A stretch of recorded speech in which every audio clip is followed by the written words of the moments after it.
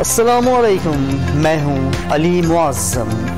वज़ीर आज़म शहबाज शरीफ कुछ देर में एक रोज़ा दौरे पर कराची पहुँच रहे हैं। वज़ीर आज़म सबसे पहले मज़ार क़ायद जाएंगे, जहाँ सिक्योरिटी के सख्त इंतज़ाम किए गए हैं।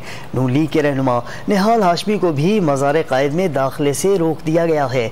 मज़ीद जानते हैं डॉन न्यूज़ के नुमाइंदे सैयद वसीम से। वसीम, बताएगा मज़ार क़ायद पर क्या इस वक्त मनाज़र देखने को मिल रहे हैं, सिक्योरिटी कैसी है, और निहाल हाशमी तो नून लीग के रहनुमा है, क्यों रोका गया उन्हें?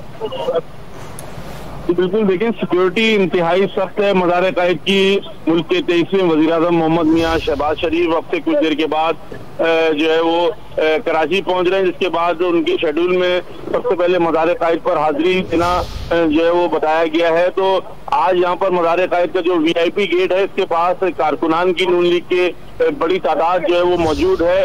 इसके अलावा सिक्योरिटी इदारे जो है वो यहाँ पर मौजूद हैं, और यहाँ पर अभी अब से कुछ देर कबल निहाल हाशमी अपने कारकुनों के हमरा पहुंचे थे, नून लीग के कारकुनों के हमरा, तो उनको भी अंदर जाने की इजाजत नहीं दी गई और उनको भी बाहर रोक दिया गया है, और यहाँ पर कारकुनान की बड़ी तादाद मौजूद है। इसके अलावा MKM के जो रहनुमा है वो भी बादाबाद मरकज से मज़ार क़ायद पर हाजिरी देने के लिए रवाना हो चुके हैं। जी सैयद वसीम, बहुत शुक्रिया आपका।